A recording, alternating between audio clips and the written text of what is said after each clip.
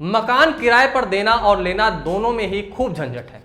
इन्हीं परेशानियों को दूर करने के लिए केंद्र सरकार ने पिछले हफ्ते मॉडल टेंडेंसी एक्ट को मंजूरी दी है। यह कानून किराए और इससे जुड़े मामलों पर फ्रेमवर्क की तरह काम करेगा।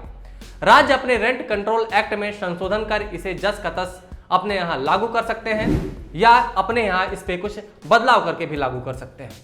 वैसे तो इस कानून में किराएदार और मकान मालिक दोनों के लिए ही नियम बनाए गए हैं। एडवांस किराया कितना लिया जा सकेगा, औपचारिक रेंट एग्रीमेंट कैसे बनेगा, रेंट एग्रीमेंट की अवधि खत्म होने पर क्या होगा, ये सब कुछ बता रहा हूं इस वीडियो में। नमस्ते, मेरा नाम आदित्य है और आप देख रहे हैं अनकट। देश में इस समय किराएदारी से जुड़े मामलों के लिए रेंट कंट्रोल एक्ट 1948 लागू है।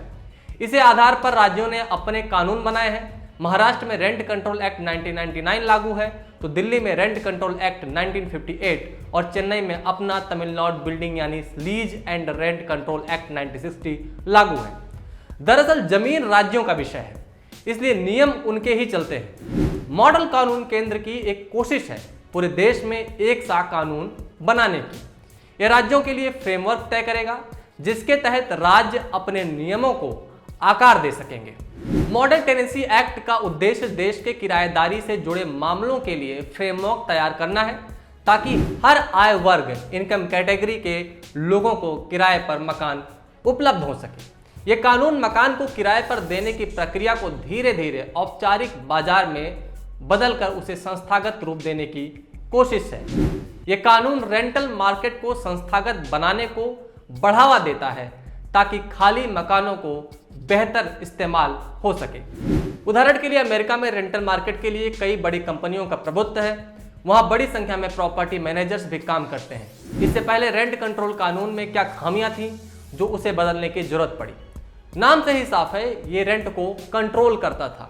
उसके पीछे विचार ये था कि मनमाने ढंग से किराया ना बढ़ाया जाए और किराएदारों को घर से बेवजह बाहर ना निकाला जाए। इसका गलत फायदा भी उठाया गया। किराएदारों ने मकानों पर कब्जा कर लिया। इससे मकान मालिक किराएदार रखने से डरते हैं।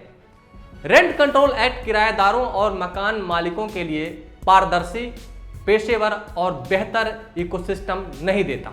इसमें 2 दशकों से कोई बड़ा बदलाव नहीं हुआ है। किराए की ऊपरी सीमा भी 1990 के दशक की है। यही वजह है कि 2011 की जनगणना के अनुसार आज 1 करोड़ से अधिक मकान देश भर में खाली पड़े हैं। अब तक जो भी रेंट एग्रीमेंट हो रहे थे वे अनौपचारिक होते थे। मकान मालिक मनमाने नियम डालते थे। मुंबई और बेंगलोर जैसे शहरों में तो एक साल का सिक्योरिटी डिपॉजिट ले रहे थे। कानूनी तौर पर जानकार किराएदारों से डील करने में मकान मालिकों को दिक्कत भी होती थी, वो कब्जा कर लेते थे। पुराने रेंट कंट्रोल कानून राजनीतिक रूप से बेहद संवेदनशील है। दक्षिण मुंबई जैसे इलाकों में जहां प्रॉपर्टी पर कई दशकों से किराएदारों का कब्जा है, किराएदार बेहद कम किराए पर रेजिडेंशियल और कमर्शियल प्रॉपर्टी पर कब्जा कर बैठे हुए हैं और रह रहे हैं। इससे ऐसे मामलों पर रोक लगाई जा सकेगी इस नए कानून से। अब सवाल है कि किराएदारों और मकान मालिकों के लिए क्या नया होगा, क्या बदलाव है, क्या नया होगा। पुराने रेंट कंट्रोल कानून में ऊपरी सीमा होने से मकान मालिक बरसों बाद भी काफी कम किराया पा रहे हैं। ऐसा है नहीं प्रैक्टिकली, लेकिन सरकार का कहना है। नए कानूनों में किराए की सीमा तय नहीं की गई है, पर रेंट एग्रीमेंट अनिवार्य किया गया है। इसे जिले की रेंट अथॉरिटी में सबमिट करना होगा। किराएदारी का एग्रीमेंट या कोई भी दस्तावेज जमा करने के लिए डिजिटल प्लेटफॉर्म होगा जो राज्य में प्रचलित भाषा में उपलब्ध होगा।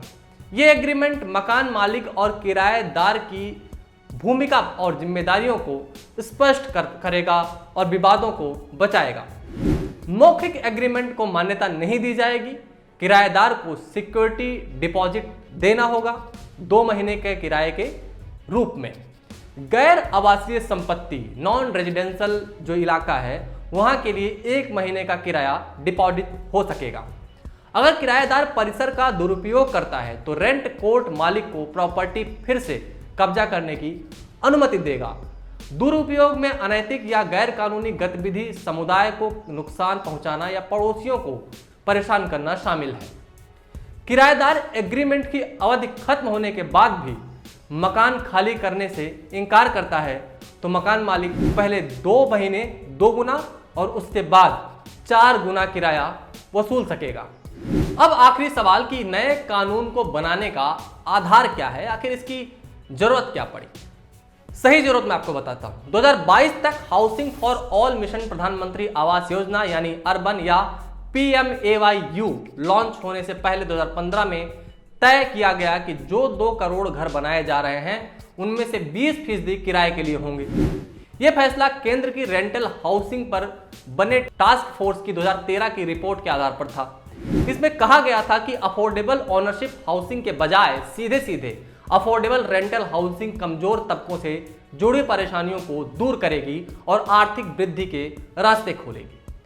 केंद्र सरकार ने PMAYU में रेंटल कंपोनेंट्स के लिए 6000 करोड़ रुपए रखे हैं। रेंटल हाउसिंग स्टॉक बनाने में होने वाले खर्च में 75% हिस्सा केंद्र करेगा। बची हुई राशि राज्य, शहरी स्थानीय निकाय या NGO या CSR गतिविधियों के जरिए जुटाया जाएगा। ऐसे में इस तरह के कानून की जरूरत थी। शुक्रिया, आप देख रहे थे अनकट।